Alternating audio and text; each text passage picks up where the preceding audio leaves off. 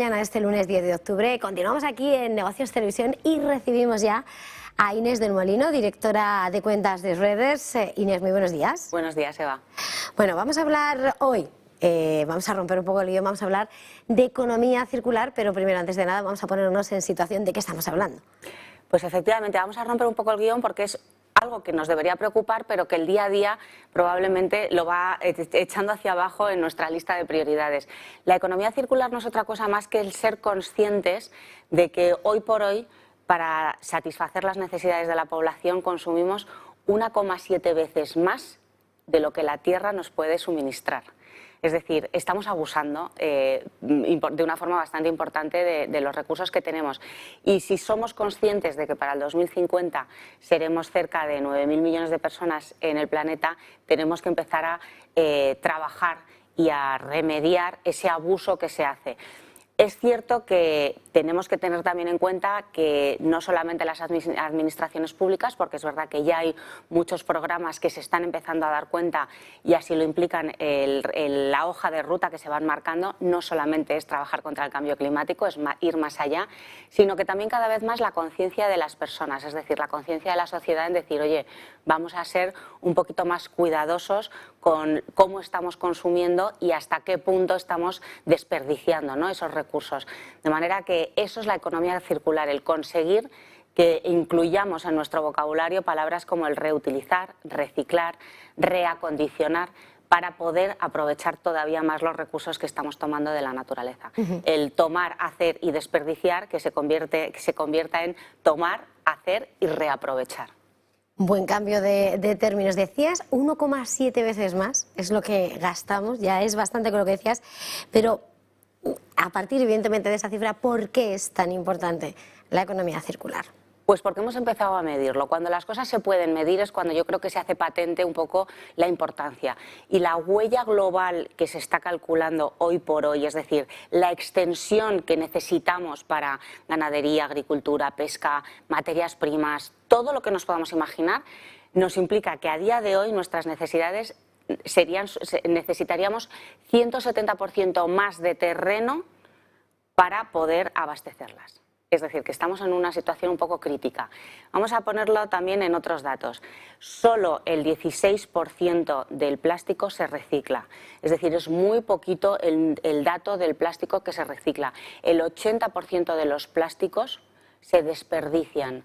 Y además, ese desperdicio lo que implica es que cerca de 12 millones de toneladas de plásticos acaban en los océanos. Es una barbaridad. Yo, por lo menos desde mi punto de vista, lo considero increíble.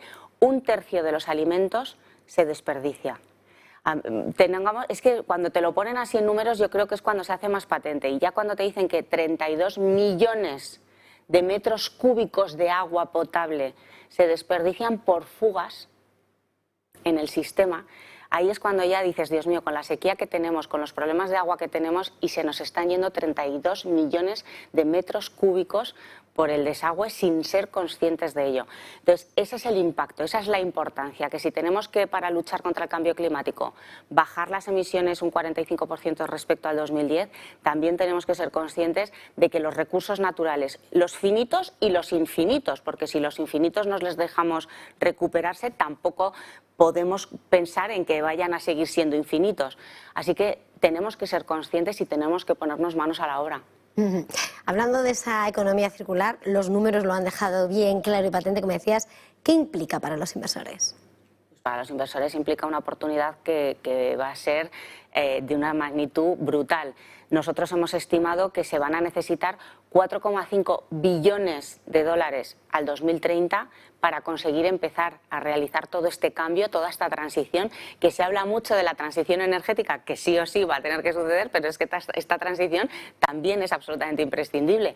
Pero es que para el 2050 son 25 billones de dólares. Es decir, la cantidad de inversión que va a ser necesaria en un montón de sectores para poder conseguir que los recursos no se nos agoten es absolutamente inmensa. Por lo tanto, la oportunidad va a ser semejante. ¿Subsectores que se van a ver afectados? Pues vamos a tener desde las cadenas de suministros, incluir materiales biodegradables, reciclables, etcétera, incluir también todo lo que sea la longevidad del uso de los materiales, las plataformas de intercambio, es decir, darles una segunda vida a nuestros medios y sobre todo la tecnología. La tecnología ya no puede nacer con un código por así, una fecha de caducidad. Tendrá que empezar a tener también ese, no solamente en software, sino en hardware, en todo lo que nos imaginemos dentro de la tecnología. Tendremos que poder aprovecharlo mucho más. Tendremos que empezar a pensar en alargar la vida de esos recursos y los que no se pueden alargar, reciclarlos, reutilizarlos y reaprovecharlos. Lo que decías, lo que es el cambio, ¿no?, de la terminología del desgastar a dar esa segunda vida, esa economía circular. Inés del Molino, directora de cuentas de Redders, ha sido como siempre un verdadero placer. Gracias por acompañarnos. Feliz jornada, semana y hasta la próxima.